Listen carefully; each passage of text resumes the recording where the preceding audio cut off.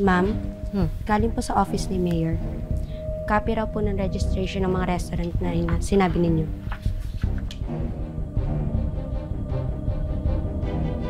Mga inutil. Kahit kailan. And they're doing it behind my back. I'm going to make them pay.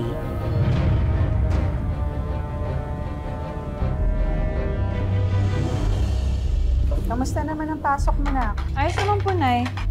Nakita ba kayo ni Rom? Hindi nga po eh. Hindi siya pumasok kanina. Ay, ganon.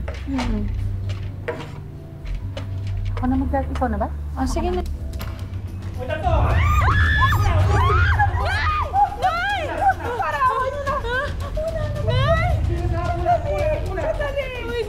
Saglit na, Nay.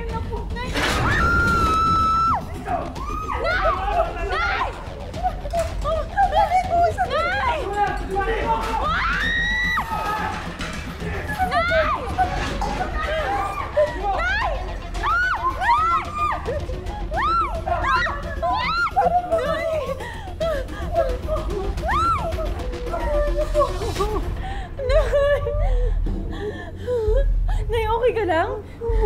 Okay lang. Okay lang.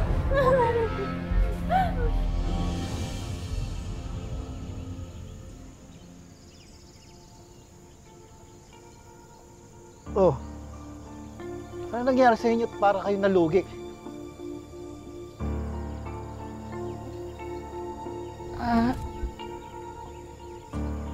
Tayo, may dalawang lalaki na nang hold up kanina sa kainan. Sinira nila lahat. Sinira nila lahat ng gamit. Wala kaming magawa eh. Kasi tinutukan kami ng baril. Buti na walang nangyaring masama sa inyo.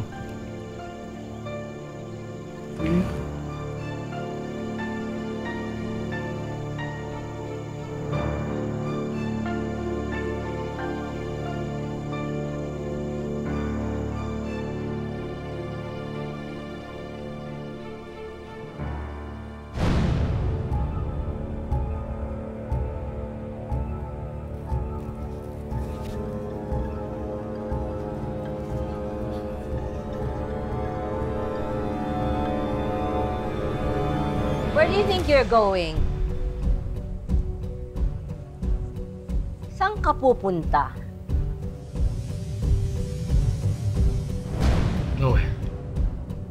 Don't you dare lie. Alam kong pupuntahan mo na naman yung restaurant na yon.